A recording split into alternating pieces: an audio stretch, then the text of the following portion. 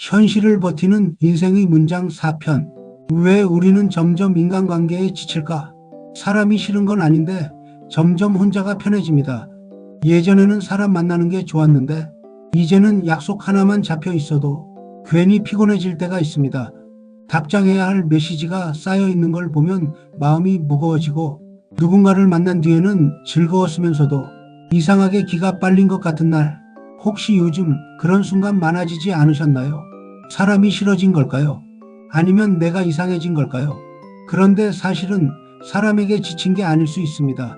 너무 많은 감정 속에서 너무 오래 버텨왔기 때문일지도 모릅니다. 생각해보면 인간관계는 생각보다 훨씬 많은 에너지를 씁니다. 상대 기분을 살피고 눈치를 보고 괜찮은 척하고 상처받지 않으려 애쓰고 우리는 하루에도 수십 번씩 자기 감정을 숨긴 채 살아갑니다.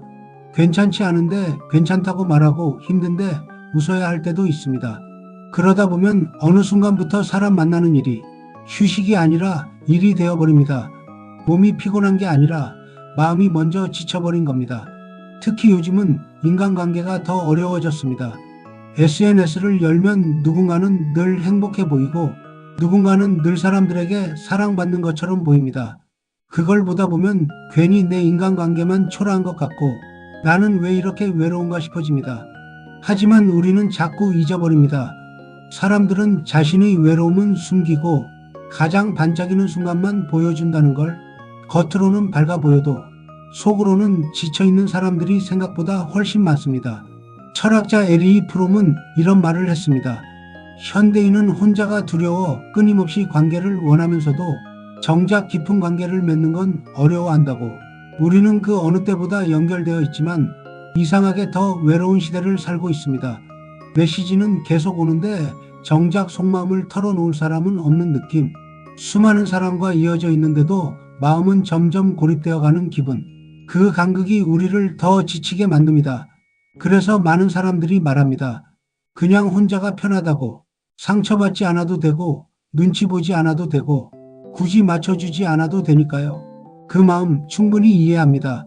하지만 우리가 진짜 원하는 건 완벽한 혼자가 아닐 겁니다. 지치지 않는 관계, 억지로 애쓰지 않아도 되는 사람, 내가 조금 부족해도 편안할 수 있는 관계.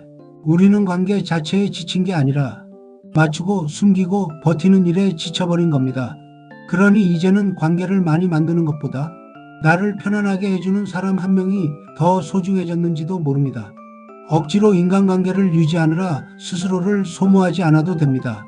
멀어지는 관계가 있다고 해서 내 인생이 실패한 것도 아닙니다. 모든 사람과 잘 지낼 필요는 없습니다. 중요한 건 딱 하나입니다.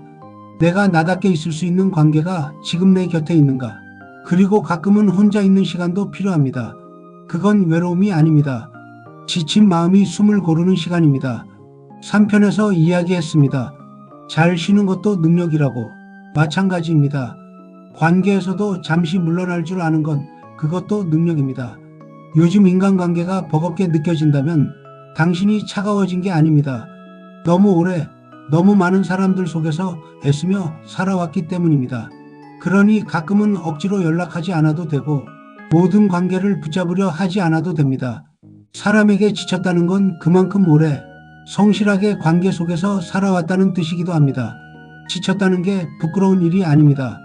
잠깐 내려놓아도 됩니다.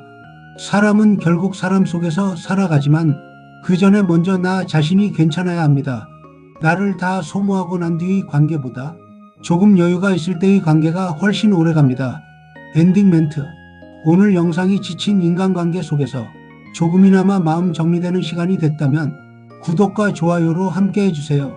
다음 시간에는 이 이야기를 이어갑니다. 왜 우리는 점점 미래가 두려워질까?